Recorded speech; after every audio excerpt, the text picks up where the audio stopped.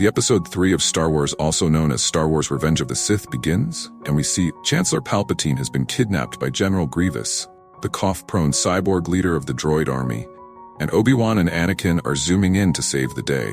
Obi-Wan's in a tight spot, and Anakin decides to risk the mission to go save him. But honestly, it wasn't much of a rescue.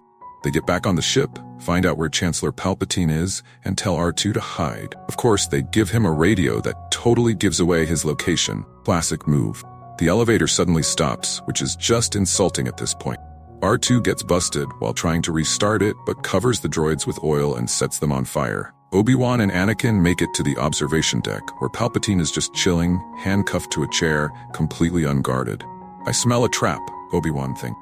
And yep, Count Dooku shows up with his droid bouncers. Palpatine's like, "Call for backup," but Obi-Wan's feeling way too confident. They team up to fight Dooku, but the droids just stand there for a sec, not shooting for some reason.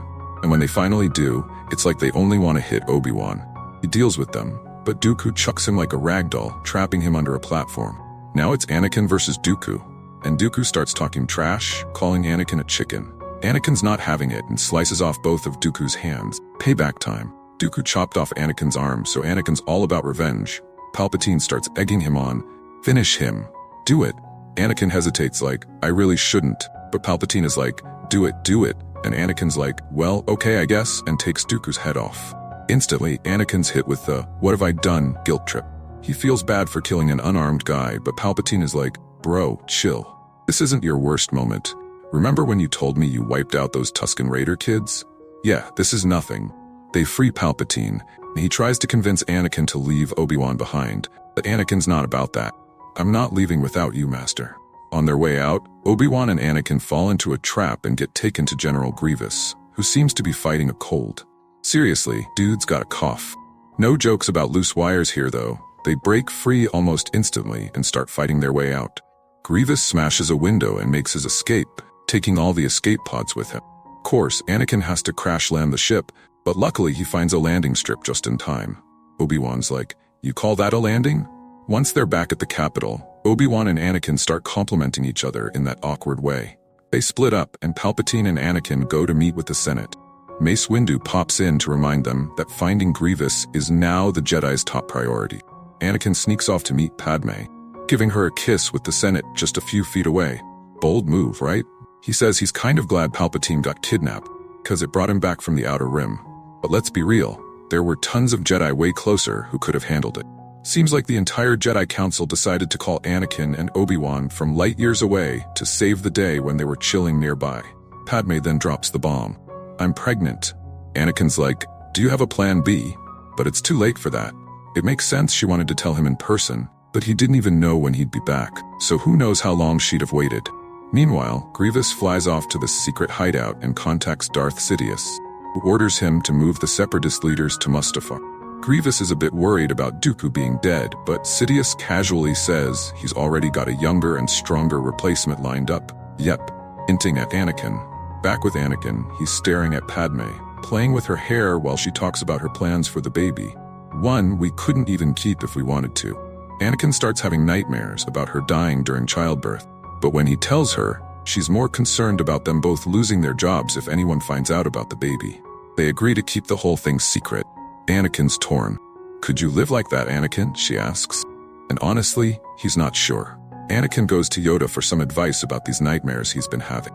Yoda, in classic fashion, tells him, "Let go of everything you fear to lose. Basically, just dump her and move on." Meanwhile, Obi-Wan warns Anakin about Palpatine, who's gaining more power and wants Anakin to represent him on the Jedi Council. Anakin's all excited, thinking, "Me? A Jedi Master?" But they hit him with, "You're on the council, but we're not making you a master." Anakin throws a full-on tantrum. Like, this is outrageous. It's unfair, basically proving why he's not ready to be a master in the first place. Then, the council asks him to spy on Palpatine for them. Anakin's not thrilled about it. Obi-Wan goes behind his back and tells the council everything. Total snitch move. He even asks Mace Windu and Yoda if they think Anakin is really the chosen one who's supposed to destroy the Sith and bring balance to the Force. Anakin's frustrated and complains that the Jedi are breaking their own rules. They should go back to the way things were. Padmé, on the other hand, is like, "The Senate is also corrupt and should return to its old ways. Why not bring it up to your buddy Palpatine?" Anakin's shocked, like, how can you say that? That sounds like treason. He basically suggests she shout her opinions in public, completely forgetting that his whole motivation is to keep her safe, and treason usually leads to a death sentence. Anakin, still torn up about his nightmares of Padmé dying, decides to chill with Palpatine, who invites him to watch some fancy bubble show. Then Palpatine drops the bomb that they found General Grievous. Oh, and on top of that, he shares this wild Sith legend about a dude who could literally stop people from dying. Convenient, right? Anakin's eyes light up. This is exactly what he needs to save Padmé while she's pregnant. But of course, Palpatine's like, yeah, that's a Sith-only trick, dark side stuff. Meanwhile, over on Kashyyyk, the droid army's unloading to face off against the Wookiees, who are just chilling waiting for the right time to strike. Back at the Senate, Palpatine wants to send Anakin to deal with Grievous, but the Jedi Council is like, nah, we're sending Obi-Wan. And of course, they can't resist rubbing it in. Master is needed, they say. Jerks. But Anakin actually takes it like a champ and tells Obi-Wan how much he respects him. They have this whole bro moment, where Obi-Wan's like, you're such a great Jedi, you make me look awesome. Anakin's all, he'll never let me down, he never has. Then, boom, another nightmare of Padmé's death. It's haunting him hard. He's so angry and stressed, can't even enjoy his usual stuff. Seriously, can't even focus on his video game. He runs to her and swears that he'll protect her. You will not take her from me, he vows. Meanwhile, Obi-Wan lands on this planet and is greeted by some vampire-looking dude who tells him where Grievous is hiding. He hops on this noisy lizard and rides up to the hangar where Grievous is hanging out, surrounded by droids. But instead of just having his army shoot Obi-Wan, Grievous is all, nah, I'll handle this Jedi slime myself. They duel for a bit, then the clones arrive, and Grievous does what Grievous does best, hops on his unicycle and bolts. Obi-Wan gives chase on his lizard, looking like he's in the world's weirdest race. Back with the Jedi Council, they're planning to remove Palpatine from office once Grievous is taken care of. Palpatine's been busy getting in Anakin's head, telling him that the Jedi secretly want to take over the Senate. That's when the big reveal happened. Anakin realizes that Palpatine is none other than Darth Sidious. Palps is like, come closer, I've got good news. I'm controlling both armies, but I can also save Padmé. Anakin's head is spinning, but instead of going full dark side right then, he decides to snitch to the Jedi Council because, snitches get stitches. But saving Padmé is worth it. Meanwhile, Obi-Wan finally catches up to Grievous and, for some reason, thinks it's a great idea to punch and kick the robot. Yeah, not the best move. Grievous tosses him off a ledge, but Obi-Wan grabs a blaster, shoots the squishy, flammable parts inside Grievous, and that's the end of Mr. Robot. Anakin finally goes to Mace Windu, spills the beans and is like, I think Palpatine's a Sith Lord. Mace's reaction? A Sith Lord? Yeah, we know, Mace. Keep up. But Anakin doesn't want Palpatine dead because, zombie magic. He still needs that Sith healing spell to save Padmé. Anakin offers to help arrest Palpatine, but Mace is like, nah, you'll probably do something stupid. Spoiler, Mace was right. So, instead of doing the smart thing, like calling all the senators to let them know Grievous is toast and they can now take their power back, the Jedi think it's a genius idea to confront Palpatine privately. Mace and his squad of Jedi Masters barge into Palpatine's office. Lightsabers drawn. All, you're under arrest. But instead of Palpatine denying anything, he's just like, yeah, I'm evil. I am the Senate. Whips out his lightsaber and they all start fighting. The other Jedi Masters, they go down like a bunch of stormtroopers who forgot how to aim. But Mace holds his ground. Palpatine tries to fry Mace with his Force lightning, but Mace, being the badass he is, reflects it right back. Suddenly, Palps looks like he aged 500 years in 5 seconds. Gross. He's all, help me Anakin, I'm too weak. Mace is about to end it, ready to finish off the Emperor, but Anakin, still obsessed with that zombie magic, decides that this is the moment to cut off Mace's arm. Mace is thrown out the window by Palpatine's lightning, probably thinking, yep, definitely should have left Anakin at the temple. Anakin, now totally consumed by the dark side, dedicates himself to Palpatine, who promptly names him Darth Vader. His first assignment? Destroy all the Jedi, starting with the kids. Because nothing says ultimate villain like going after the youngling. Meanwhile, Obi-Wan, completely unaware of Anakin's betrayal, is out giving orders to the clones and getting his lightsaber back from the coolest clone in the galaxy, Commander Cody. Everything seems fine until Palpatine drops Order 66. Suddenly, the clones turn on the Jedi, wiping them out left and right. Yoda, though? He dodges the whole thing and gets the Wookiees to help him escape. Obi-Wan manages to survive too, thanks to Senator Bail Organa swooping in with a rescue. Back in the city, Anakin checks on Padmé. All, don't worry, I'm loyal to the Republic.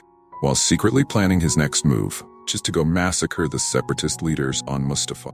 You know, because apparently, lava mining isn't dramatic enough. After wiping them out, he's officially on his way to full-blown Vader mode. Meanwhile, Palpatine, back in the Senate, calls an emergency meeting. With Grievous and the Separatists out of the way, he declares the Galactic Empire, basically going, democracy? We don't need that. Here's an empire instead. Obi-Wan heads over to Padmé to figure out where Anakin is, but she's like, no way am I telling you. She wants to find Anakin herself, despite Obi-Wan's subtle hint that he's kind of there to kill him. Obi-Wan, of course, sneaks aboard her ship, because apparently C-3PO is all the security a senator needs. Meanwhile, Yoda walks into Palpatine's office like an absolute legend, all ready to throw down. Palps, of course, starts with his favorite party trick, Force Lightning. Yoda's like, wait, what? But then Yoda gives it back to him, shoving Palpatine into a chair with the Force, and Palps pulls the classic, I'm too weak, don't hurt me act, which Yoda's not buying for a second. So naturally, they kick off a crazy lightsaber duel that somehow ends up in the Senate chamber. It's like American Ninja Warrior, Jedi edition. They're flipping and jumping all over the place, while Palpatine, now resembling a weird mole-rat hybrid, starts chucking Senate chairs at Yoda like a kid having a tantrum. Yoda, being the ultimate Jedi boss, catches one, spins it around, and chucks it right back at Palps. They start blasting Force Lightning at each other, but it's like two kids trying to outsquirt each other with water guns. Eventually, the whole thing backfires and they both get thrown across the room. Yoda crashes, dusts himself off, and decides, you know what? This whole Jedi thing isn't for me anymore. I'm out. He admits defeat and calls Senator Organa for an emergency pickup like it's an Uber ride. While all that's happening, Padmé lands on Mustafar, trying to reason with Anakin, but he's fully in his dark side crazy mode, talking about how she's gonna die and how he's going to save her. Super romantic, right? Then he drops the bombshell that he plans to overthrow Palpatine and rule the galaxy with her by his side. And Padmé's like, that was not part of the marriage vows. Right when she's trying to talk sense into him, Obi-Wan chooses the perfect moment to stroll out of the shadows, like, Sep, I'm here now, totally crashing their relationship argument. We'll never know if Obi-Wan was about to join Padmé's side in this argument or pull out his lightsaber and end it right there. But Anakin doesn't even give him a chance to speak because he instantly assumes Padmé brought Obi-Wan to betray him. Anakin, in full dark side anger management needed mode, starts force choking his pregnant wife. Obi-Wan's standing there like, dude, you just strangled your wife. I thought we were still cool after the whole younglings massacre, but this is too much. Obi-Wan's got no choice now. Time for the lava showdown. So, Obi-Wan and Anakin square off, and Obi-Wan decides to pull out his lightsaber first, totally against Jedi protocol. Jedi are supposed to use their lightsabers only for defense, not to initiate a fight. But, hey, it's personal now. The two of them go at it, wrecking everything in their path like it's the Destroy All Things episode of WrestleMania. They even end up on a conference table, which basically turns into a wrestling ring.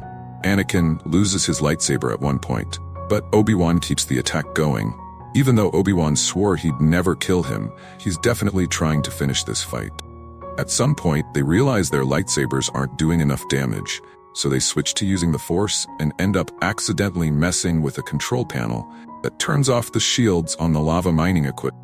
Now, the place is literally falling apart, but instead of stopping, they take their fight outside, balancing on a thin beam over lava. They tumble into a lava river, still going at each other.